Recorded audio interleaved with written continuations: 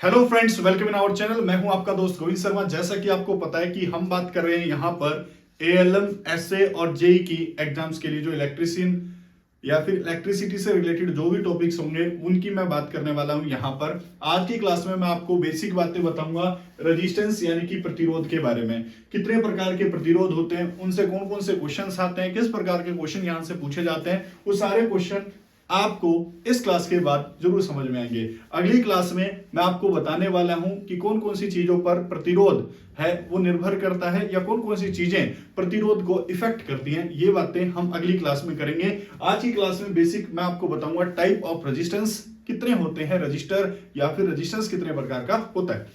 बात कर लेते हैं सबसे पहले कि प्रतिरोध होता क्या है। देखो, प्रतिरोध का एक सिंपल सा एक डेफिनेशन है, सिंपल सी एक परिभाषा है कि किसी भी कंडक्टर के अंदर अगर आपका करंट बह रहा है तो ऐसा गुण किसी पदार्थ का जो उस करंट को बहने से रोकता है, इसी गुण को हम प्रतिरोध यानी कि रेजिस्टेंस कहते हैं। सिंपल भाषा में अगर आप कहना चाहें तो प्रतिरोध एक प्रकार की रुकावट है। किस चीज को रोकती है सर? ये धारा को रोकती है, यानी कि करंट को रोकने का काम करती है। पहली बात, आप लोगों को तुरंत आंसर होना चाहिए कि प्रतिरोध का मान अगर ज्यादा है तो करंट का मान हमेशा क्या होगा? कम होगा। अगर किसी कंडक्टर के अंदर प्रतिरोध का मान ज्यादा है यानी कि रुकावट का मान ज्यादा है तो वहां पर करंट का मान हमेशा क्या रहेगा? कम रहेगा। तो आपकी डेफिनेशन बन गई है कि प्रतिरोध किसी पदार्थ का वह गुण है जो उस पदार्थ के अंदर धारा यानी कि करंट को बहने से रोकता है या उसके बहने का विरोध करता है। ये आपको आना चाहिए। देखो, पहला क्या है? पदार्थ का वह गुण जो धारा का क्या करता है? विरोध करता है। आप कहीं भी बैठे हो एक एक पॉइंट आप लिखते चले जाएंगे कि धारा को प्रभावित करता है, उसका विरोध करता है, उसको बहने से रोकने वाला जो गुण है किसी पदार्थ का वो प्रतिरोध कहलाता है। प्रतिरोध को आर चिन्ह से क्या करते हैं? हम परिभाषित करते हैं और इसको नापने की जो इकाई है वो इकाई ओम है। एसआई यूनिट ऑफ प्रतिरोध या फिर रेजिस्टेंस की एसआई यूनिट क्या है अगर आपसे पूछेगा तो वो ओम है। ये एक साइंटिस्ट हुए थे ओम, जिन्होंने ओम का नियम दिया था। आगे चलकर मैं ये भी बताने वाला हूं। आगे लिखेंगे, आगे आप लिखेंगे कि प्रतिरोध की सीजीएस यूनिट या फिर इकाई अभोम है।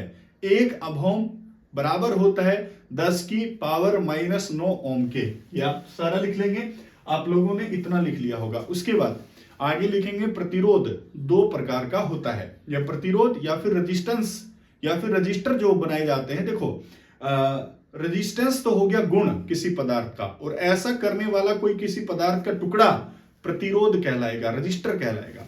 अब रजिस्टर जो होते हैं वो दो प्रकार के होते हैं, ऐसा लिख देंगे। पहला कार्बन प्रतिरोधक, कार्बन प्रतिरोधक। दूसरा है वायर बाउंड प्रतिरोधक, आपने लिख लिया होगा। उसके बाद एक एक करके पहले कार्बन प्रतिरोधक को सीख लेते हैं, यानी कि कार्बन रेजिस्टेंस को सीखते हैं। उसके बाद वायर बाउंड रेजिस्टेंस के बारे में हम लिखेंगे। पहला पॉइंट बना के लिखे जहां भी तुम बैठे हो। पहला, कार्बन प्रतिरोधक वो प्रतिरोधक होते हैं जिनमें कार्बन के चूर्ण का प्रयोग करके प्रतिरोध बनाया जाता है। समझ गए होगे? ऐसे लिखेंगे, कार्बन प्रतिरोध वो प्रतिरोध होते हैं जिनमें कार्बन चूर्ण का प्रयोग किया जाता है। इनकी जो व्यास है, इनका जो व्यास है वो व्यास प्राय क्या होता है? कम होता है। आपको ध्यान से रखना है, व्यास कम हो जाने के कारण इनकी वाट क्षमता भी कम होती है। ऐसे आप लिखेंगे कि वाट क्षमता इनकी क्या होती है? कम होती है। वाट क्षमता कम क्यों है? क्योंकि इनका जो व्यास है, जो इनका डायमीटर है वो प्राय कम होता है। इनकी वाट संख्या 1/8 से लेकर 2 वोल्ट तक होती है। ऐसा लिख लिया होगा आपने।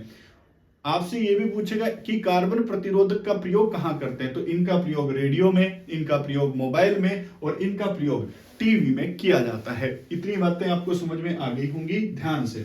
उसके बाद हम बात करते हैं कि कार्बन प्रतिरोधक कितने प्रकार के होते हैं। अब कार्बन प्रतिरोधक दो प्रकार के होते हैं। पहला, नियत मान प्रतिरोधक और परिवर्तित मान प्रतिरोधक।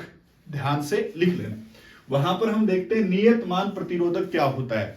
तो नियत का मतलब है जो हमेशा एक जैसा बना रहे, यानी कि ऐसा प्रतिरोधक जिसका मान बनाने के बाद दोबारा से बदला नहीं जा सकता, वो आपका नियत मान प्रतिरोधक कहलाता है। और नियत मान प्रतिरोधक वो होते हैं जिनकी वैल्यू बाद में नहीं बदली जा सकती है, वो एक जैसी बनी रहती है। तो नियत मान बदला नहीं जा सकता है, इसकी क्षमता 1/8 वोल्ट से लेकर 2 वाट तक होती है, ध्यान रखना। और जो रेजिस्टेंस की कनेक्टिंग लीड होती है वो टिन लेपित तांबे की बनाई जाती है, ऐसा लिख लेंगे। बहुत इंपॉर्टेंट पॉइंट है कि कनेक्टिंग लीड ऑफ रेजिस्टेंस किस चीज की बनती है, तो टिन लेपित तांबे की कनेक्टिंग लीड बनाई जाती है, जो रेजिस्टेंस प्रतिरोधक की जो लीड होते हैं। आगे कार्बन प्रतिरोधक 2 प्रकार के होते हैं। नियत वाला मैंने करा दिया है जिसका मान कभी बदलता नहीं है। परिवर्तित मान प्रतिरोधक, देखो अगर मेरे को एक ऐसा प्रयोग करना है, एक ऐसी एप्लीकेशन में मैं हूं, एक ऐसी प्रोजेक्ट में मैं हूं जहां पर मेरे को एक बार तो प्रतिरोध का मान चाहिए 1 ओम, और थोड़ी देर बाद मैं इसको बदल कर दूं 2 ओम, फिर थोड़ी बाद अगर मेरे को जरूरत पड़े तो मैं 1 ओम कर लूं, हाँ या ना। तो कुछ प्रतिरोधक हम इस प्रकार बनाते हैं कि उनका मान हम जरूरत के हिसाब से बदल लेते हैं। ऐसे प्रतिरोधक को हम क्या कहते हैं, परिवर्तित मान प्रतिरोधक कहते हैं। यानी कि इनका मान प्रयोग लाए जाने के दौरान बदला जा सकता है जरूरत पड़ने पर। तो इनका मान संयोजन तार का प्रयोग करके बदला जा सकता है। इनकी वाट क्षमता प्राय 0.25 वोल्ट तक होती है, आप ध्यान रखेंगे। तो कार्बन प्रतिरोधक दोनों मैंने आपको यहां पर करा दिए हैं।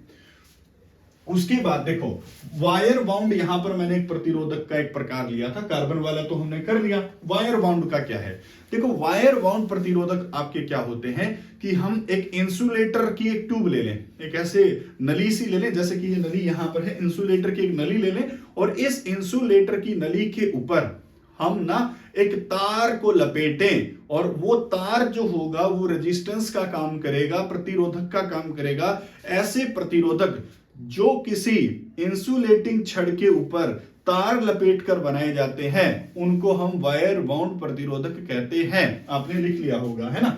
वायर बाउंड के भी 2 प्रकार हैं। पहला नियत, यानी कि जिनका मान बदलता नहीं है, और ये यूरेका वायर से बनाए जाते हैं, बहुत इंपॉर्टेंट है।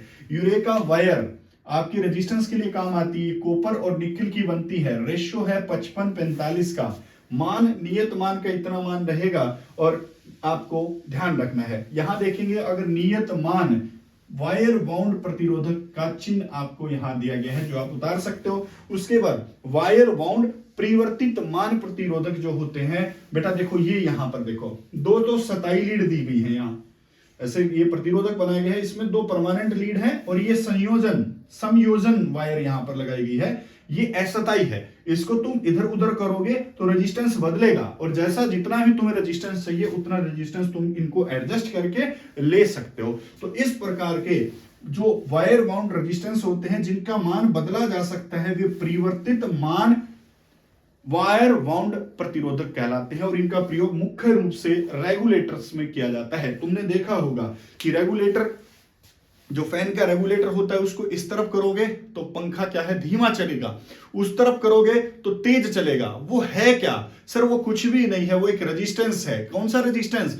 जिसका मान हम बदल देते हैं, जिसका मान हम हाथ से एडजस्ट कर सकते हैं। ऐसा ही ये यहां पर है, तो इसका मान हम हाथ से एडजस्ट कर सकते हैं, जितना ज्यादा चाहिए या जितना कम चाहिए उसके हिसाब से इनको हम करते हैं। ये प्राय आपके रेगुलेटर के रूप में काम में आते हैं, ध्यान रखेंगे। उसके बाद इतनी बातें हमने कर ली हैं, बहुत सारी बातें। कुछ स्पेशल टाइप के रेजिस्टेंस भी होते हैं जो एग्जाम्स पॉइंट ऑफ व्यू से बहुत ज्यादा इंपॉर्टेंट है, तो वो देखो एक बार कौन कौन से हैं। पहला LDR, बहुत फुल फॉर्म आती है, लाइट डिपेंडेंट रेजिस्टेंस। नाम में ही सब कुछ है कि ये प्रकाश की वैल्यू पर क्या करता है, डिपेंडेंट होता है। इसका ताप गुणांक ऋणात्मक होता है। ऋणात्मक का मतलब यहां पर देखो क्या है कि अगर आपकी सूर्य के प्रकाश की वैल्यू बढ़ जाएगी तो बेटा इसका प्रतिरोध घट जाएगा।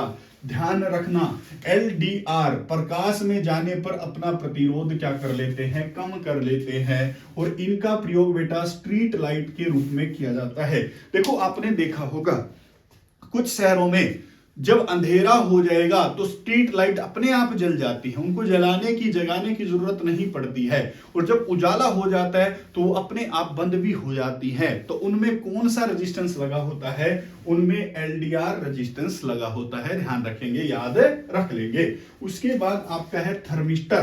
बेटा थर्मिस्टर जो होता है, थर्म का मतलब क्या होता है बताओ जल्दी से। थर्मो का मतलब होता है सर तापमान, ये तापमान पर निर्भर करता है थर्मिस्टर। बेटा तापमान का मान अधिक होने पर प्रतिरोध का मान क्या हो जाएगा? कम हो जाएगा।